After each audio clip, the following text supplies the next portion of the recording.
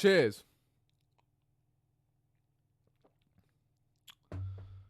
Just want to come on here and say good afternoon to those of you in a cup final.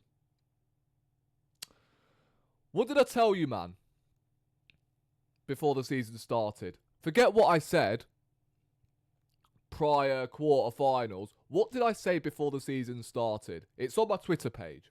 I've done my predictions before the season started, and I had that sense that we were going to reach the final of this competition.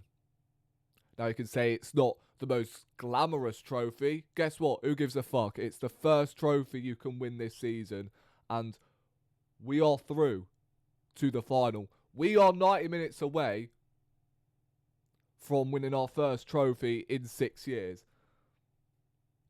This is our first final, by the way, at Wembley in 6 years. Or, if you want to be petty, 8 years with fans. Because obviously, you know, we reached the League Cup final 8 years ago, lost to Man City. In fact, we got polarised by Manchester City.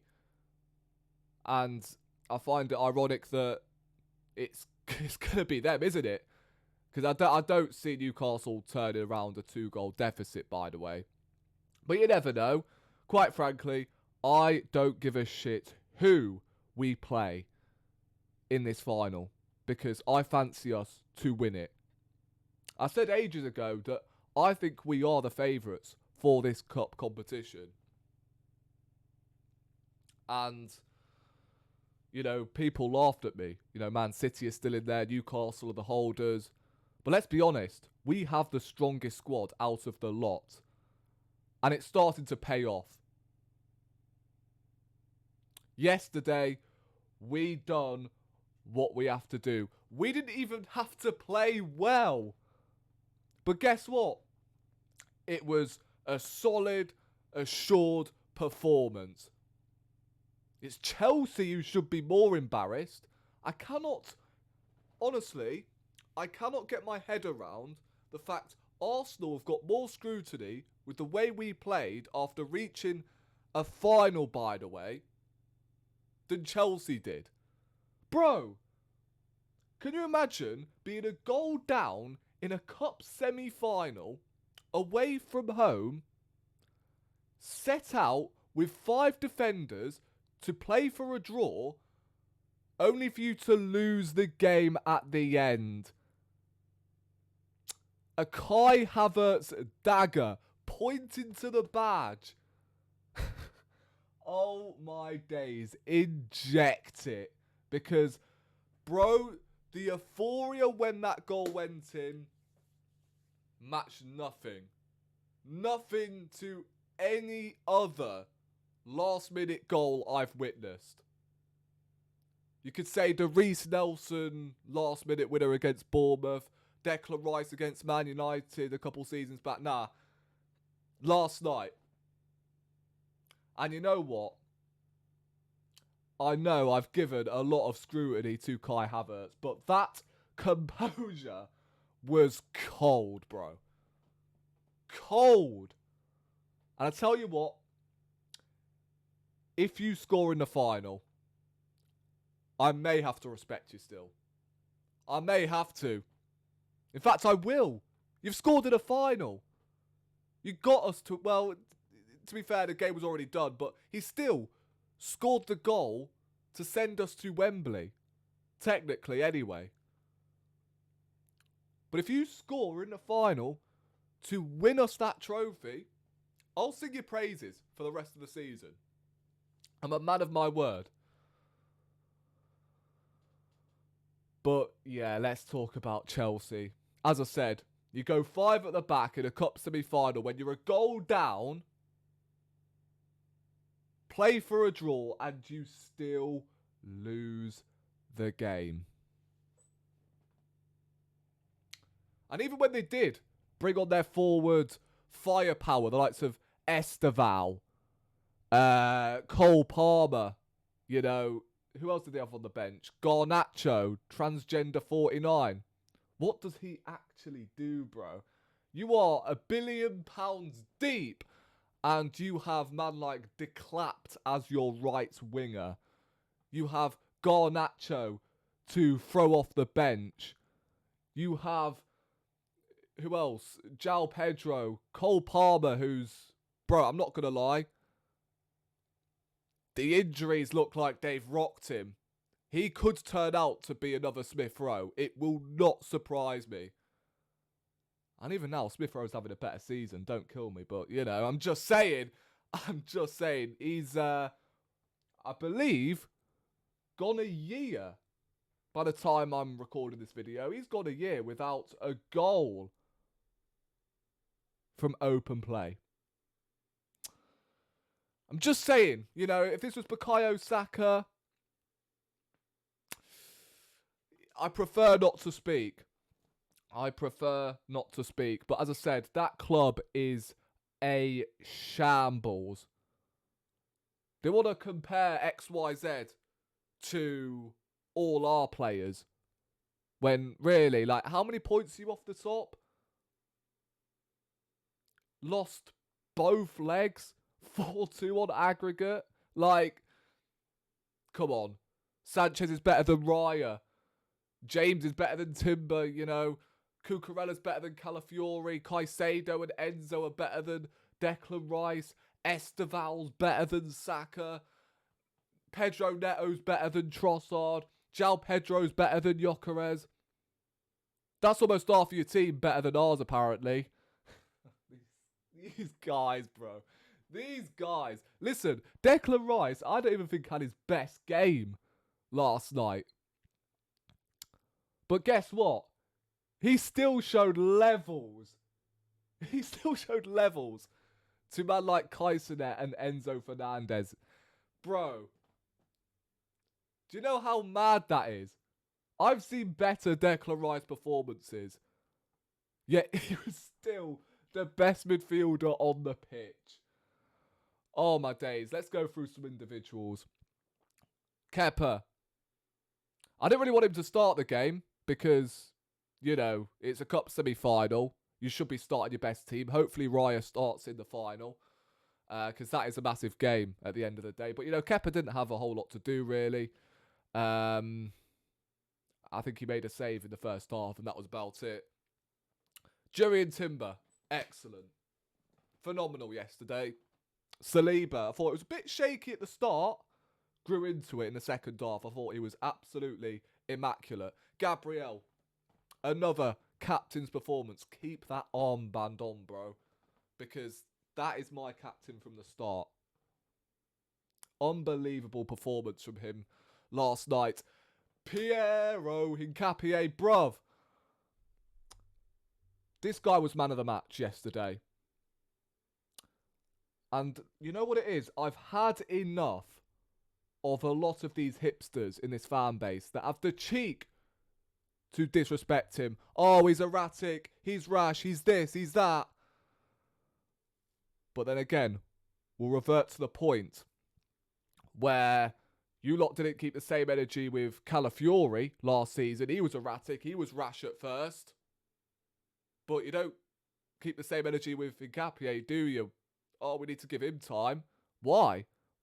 Why do we keep different energy to certain players?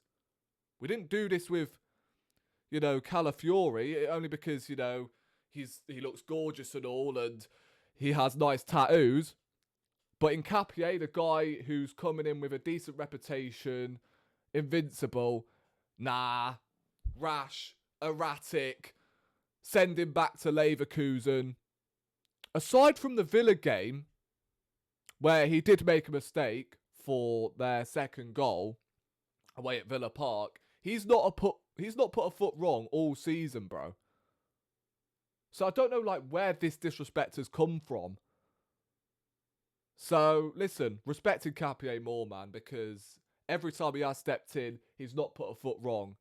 He was immense yesterday. Whoever was on that Chelsea right-hand side, whether that be Delap, Esteval, locked up. That was for me, and he's had some good performances this season. That was by far his best. Unbelievable from Hincapié yesterday. We go to the midfield. I thought, in the first half, both Zubimendi and Declan Rice were a little bit too conservative for my liking. Zubimendi did actually frustrate me in a couple of occasions. There was one chance where he had the opportunity to play the ball through to Martinelli, and he decided to play it to, I think it was Madueke. And then he had another opportunity as well where he could have passed it forward, but he decided to go back. So, yeah, it frustrated me on that aspect. Apart from that, he was solid. Won his duels, kept things ticking. Typical Zubimendi performance. Declan Rice, the pass at the end, bro. Oh my days. Unbelievable. The fact he's still covering every blade of grass, even when the game's done, still there defending, still there attacking as well. Getting forward, pushing the team up. And it was him that decided to go forward, play that pass over to Kai Havertz. You know the rest. You know the rest, blood.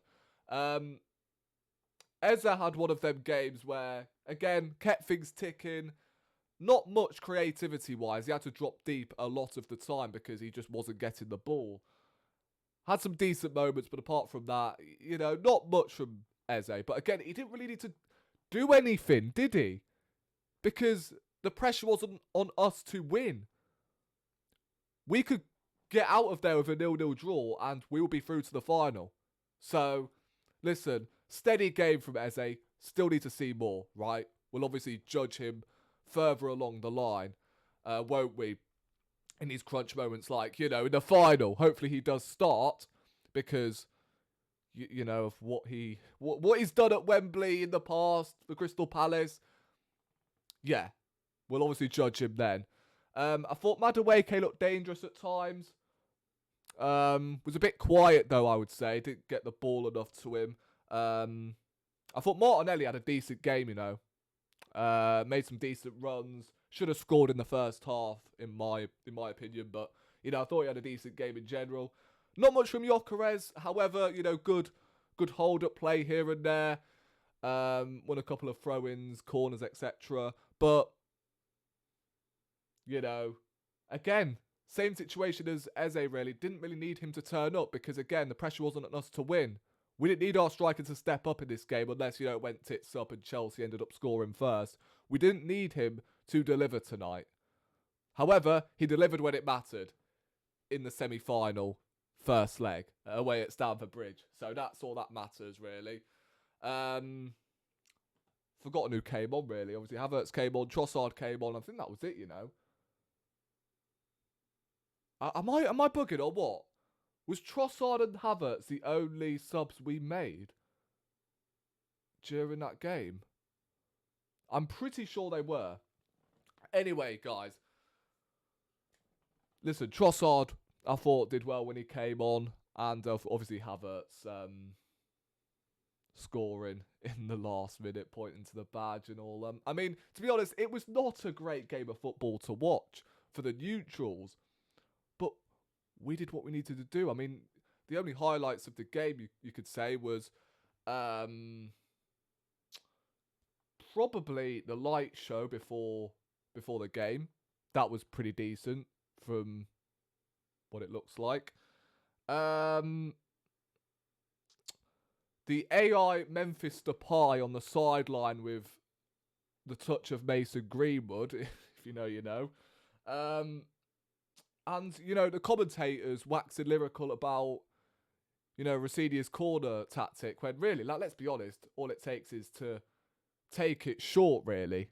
It's that simple. Furthermore, we almost scored on 2 occasions, so I honestly, I don't know why the commentators. And by the way, can we just say, masterclass from Gary Neville on commentary last night. Arsenal apparently had more work to do than Chelsea. Yeah, unbelievable, Jeff. But on that bombshell, subscribe to the channel if you haven't already. We moved to Sunderland at the weekend, so hopefully we extend our lead to 9 points before Man City play Liverpool away from home, which they could slip up once again. the way City are playing at this moment in time. So we've got a fantastic opportunity to extend our lead at the top of the Premier League, as well as, looking forward to who we're playing tonight in the final. Of course, that's not going to be happening until March time, so we've got quite a bit to wait. We've got an opportunity to win some more games in the Premier League to extend that lead at the top, and hopefully, it will be somewhat 9-10 points at the top of the Premier League, where it's pretty much, dead and buried, and we can then focus on the final. But that is huge, by the way. And you know what? Credit where it's due to Arteta as well.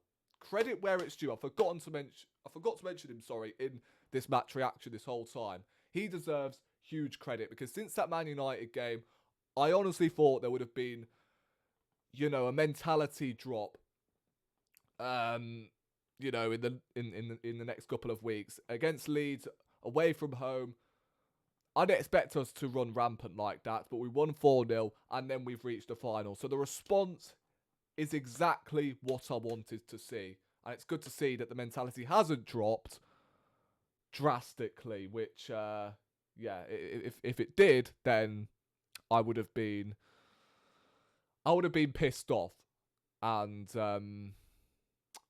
I'll still be called Andy to this day. But subscribe to the channel if you haven't already I can't speak today, on my road to 2K, and I will catch you in the next one. Come on, you Gunners.